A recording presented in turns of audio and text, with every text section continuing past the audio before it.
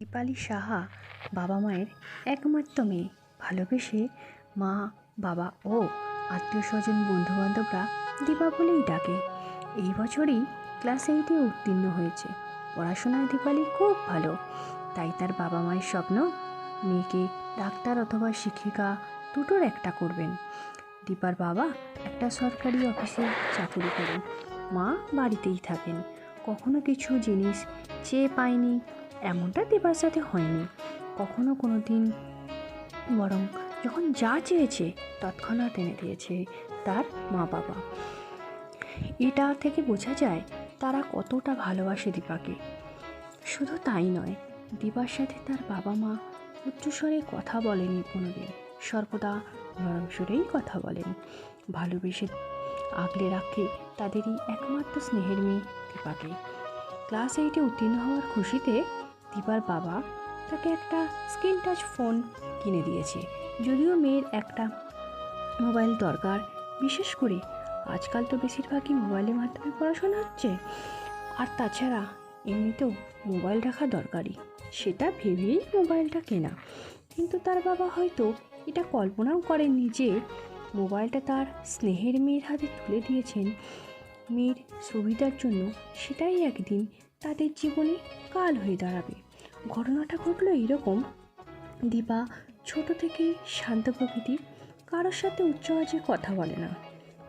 বান্ধবী বলতে ওই হাতে গোনা কয়েকজন, তাও তাদের সাথে খুব একটা কথা হয় না, খুব একটা দরকারি ছাড়া। তবে একজন বান্ধবী রয়েছে যার সাথে তার বন্ধুত্বটা একটু হলেও বেশি। বান্ধবীর নাম পূজা রায়। এই পূজার সাথেই বেশি সময় কাটায় দীপা। কিছুদিন হলো পূজা স্কুলে আসেনি। দীপা চিন্তিত হয়ে জিজ্ঞাসার জন্য পূজার মোবাইল নম্বরে অনেকবার কল করেছে, কিন্তু কোনো লাভই হয়নি।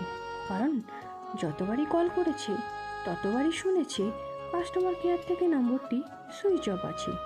স্কুলের কয়েকজনকে জিজ্ঞাসা করেও কোনোরকম সন্তুষ্টজনক উত্তর পায়নি। কেউ বলছে হয়তো পূজার শরীর খারাপ করেছে, আবার কেউ বলছে কোনো আত্মীয় স্বজনের বাড়িতে গেছে, সে কারণে আসেনি। আবার কেউ বলছে হয়তো কিছু একটা হয়েছে যে কারণে পূজা স্কুলে আসেনি। কোনো উত্তরেই পূজা সন্তোষজনক মনে হয়নি, বরং পূজার প্রতি তার দুশ্চিন্তা আরও বেড়ে উঠেছে। এই ভেবে পূজা তার একমাত্র বান্ধবী, অথচ তার কী এমন হয়েছে যে কারণে এতদিন স্কুলে আসছে না, আর সেটা সে জানতেও পারছে না। মনে মনে দীপা একটু অস্বস্তি ভাব অনুভব করলেও কাউকে কিছুই বুঝতে দেয়নি। এরপর আরও কিছুদিন পার হওয়ার পর হঠাৎ দীপা জানতে পারে পূজার বিয়ে হয়ে গেছে, যে কারণে সে স্কুলে আসছে না। দীপা জানতো পূজার বাড়ির অবস্থা একটু খারাপ ছিল। হঠাৎ একটা বিয়ের প্রস্তাব আসায় নাকি পূজার বাবা মা পূজাকে বিয়ে দিয়ে দিয়েছে। খবরটা শুনে দীপার মনটা খুব খারাপ হয়ে গেল। খারাপ হবারও কারণ, এইভাবে পূজার বিয়ে হবে সে কল্পনাও করেনি। আর তাছাড়া পূজাই ছিল তার একমাত্র বান্ধবী, যাকে সে সব কিছু বলতো, যার সাথে সব কিছু আদান প্রদান করতো। এই ঘটনার পর দীপা সত্যিই একলা হয়ে গিয়েছিল। তারপর আরও অনেকটা সময় পেরিয়ে গেছে, পূজার সাথে আর যোগাযোগ হয়নি। চেষ্টা করেছি অনেকবার যোগাযোগ করার, কিন্তু কোনো লাভ হয়নি।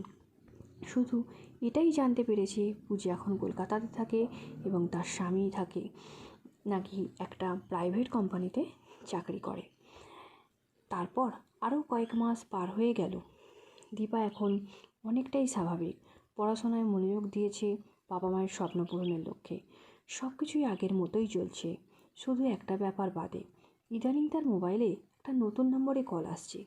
দীপা কল রিসিভ করছে, অথচ যে কল করছে সে কিছুই বলছে না।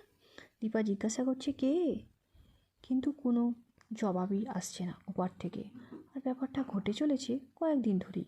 দীপা একবার ভেবেছিল হয়তো তার বন্ধু পূজা, পরক্ষণে এটাও ভেবেছে যদি পূজাই হতো তাহলে তো কথা বলতো, এরকম চুপ হয়ে থাকতো না।